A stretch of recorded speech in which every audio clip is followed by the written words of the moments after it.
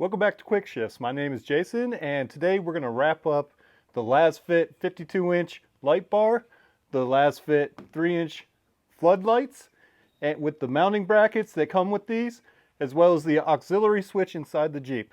So thank you for joining us. If you guys watched the two previous videos, we went over the getting these in the mail. We went over the installation of these bars on the Jeep Gladiator itself, and we did the auxiliary switch install inside. So here you can see the finished product. We've had this for multiple days now, and we've been able to drive around, utilize the product, and we wanted to give you our input on how we feel about this product and how well it does. So we're going to start by talking about the install, and let's get into that a little bit.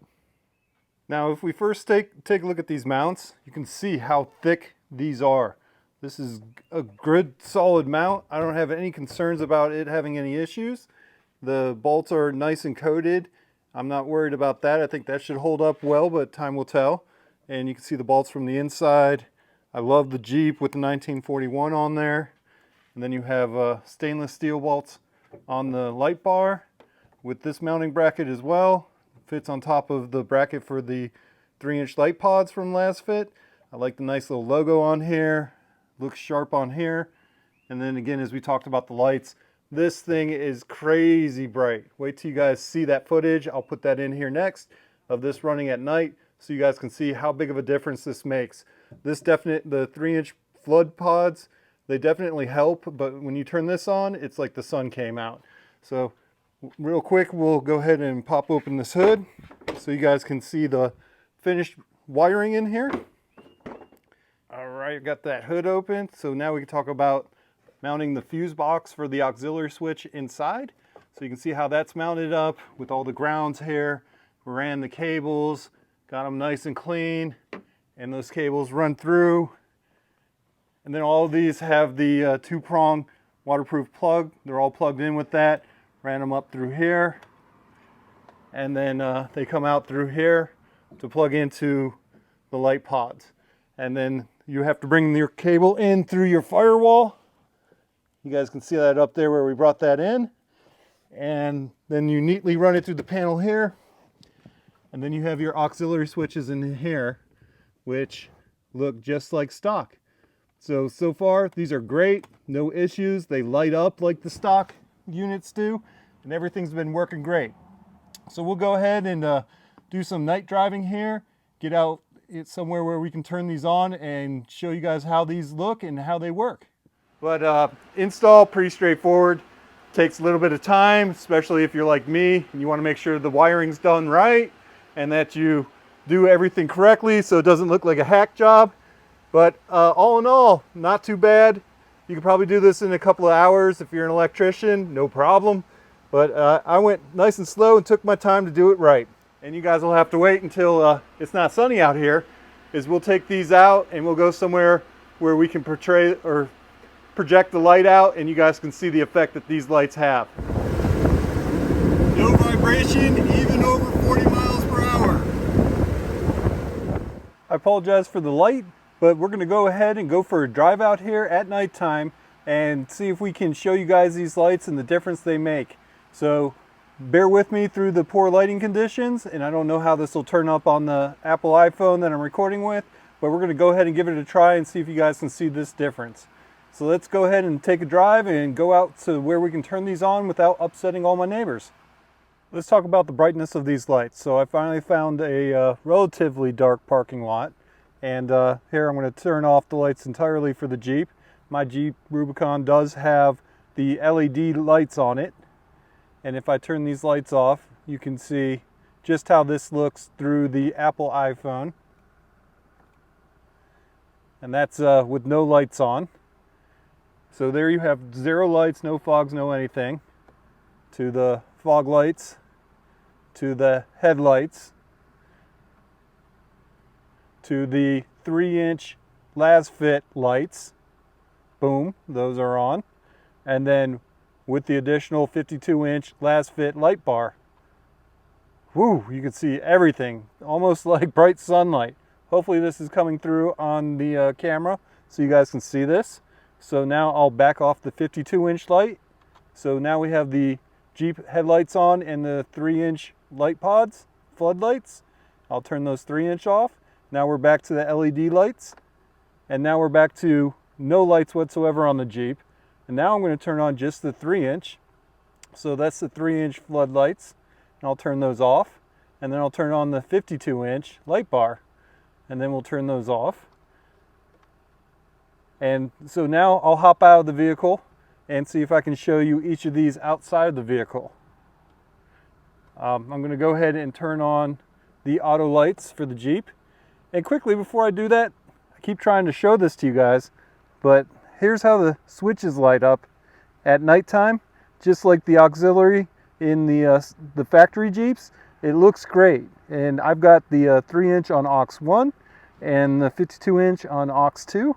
And it's a great setup. I love these buttons. It looks just like stock. All right, guys, so I'm going to jump out of the Jeep right now. And to show you guys, right now it's just the LED and the fog lights on the Jeep. None of the light bar or the 3-inch pods are on right now, so these are off. So we'll hop in here. We'll hit aux 1. And now we've got the 3-inch light pods on from LASFIT. So you can see just how bright those are. And again, I do have the flood setup for these. So you can get them in a spot, you can get them in fog with the yellow beam. You can get the different variances. Now we're going to go ahead and turn on aux 2, which is the 52-inch, and you can see how that lights up everything around here and how bright that is. Now the 52-inch, as I walk past it here, you can kind of see it's a combination of flood and spotlights that make it that bright. But holy cow, is that bright. Hopefully this is being picked up on the camera and you guys can see that difference. And then we're gonna pop back in here again. And now I'll turn on the 3-inch and the 52-inch LASFIT lights. You can see all the dust on my hood thanks to the lights. Now you guys can see what that looks like. And you can see how that lights up everything.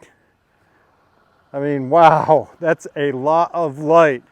Got to say, I'm pretty impressed by the amount of light that this puts out. Really cool. They did a great job with these LASFIT lights. It's looking fantastic. So here's another good impression. You can see from just the LED lights to adding the 3-inch flood to adding the 52-inch bar at how these are aimed and how they light up the whole entire territory. 3-inch back to just the Jeep LED. Pretty amazing. You'll have to forgive me for the road noise here. I have no top on and no doors, but I wanted to give you guys some real world experience of driving with these LASFIT headlight or 3-inch light pods and the 52-inch bar at night, and also with the doors off so you guys can hear there is no noise coming from the fixture, from the lights hanging on there. But I wanted to give you that so you guys can hear it for yourselves. Now I'm going to go ahead and cycle through the lights so you can see the difference with the different lights once we pass through this stop sign here. And of course I'm going to make sure there's no one in front of me. I don't want to blind oncoming traffic by doing this. So we're going to try and be careful as we go. Alright, so here's driving down the street with just the regular old LED headlights on the Jeep. Here's adding the 3-inch fog lights. And there's adding in the 52-inch light bar. So that gives you a good idea. And then backing off the 52-inch, backing off the 3-inch, and that's the difference. We'll see what that looks like in the video footage here. Looks like you're just driving down a road, nothing to your left, to your right, and then boom. You can see all the trees to the left and right and everything all around you. It's crazy how bright this light bar is. In summary, guys, I would say that the LASFIT product, the 52-inch light bar, the floodlights, and the mounts are awesome. They're a very high quality product. The wiring for the auxiliary switches is nice and solid. You have a 12 gauge coming out of the fuse panel. that would mount to your winch or your lights or whatever, CB, radio, whatever things you want to hook in for auxiliary, so you don't have any problems or concerns about what that would look like. So that's awesome. That's the kind of product you want. You plug it in, you wire it up. You don't have to worry about programming anything in your computer. It's just plug and play. You just go. So I highly recommend this. It's been holding up well for the couple of weeks we've had it in. Maybe later on we'll do a long-term review of it to give you guys feedback on that. But for today, great product, solidly made, very happy with it. And we'll see how the long-term life goes. Now the lights, they're pretty cool. Can't use them on the street. You will blind the living daylights out of people. Obviously it's meant for trail, or if you're camping, overlanding, doing things like that, it'd be great. But if you see other traffic out on the road, cut those suckers off. Don't turn them on, guys. You will burn out people's retinas. So again, thanks for joining us. Appreciate you guys. Any questions, comments, leave them down below. We'll do our best to answer all of those. We always try to get back to everyone. Thanks for watching. Give us a thumbs up, give us a like, subscribe, and we'll catch you guys later.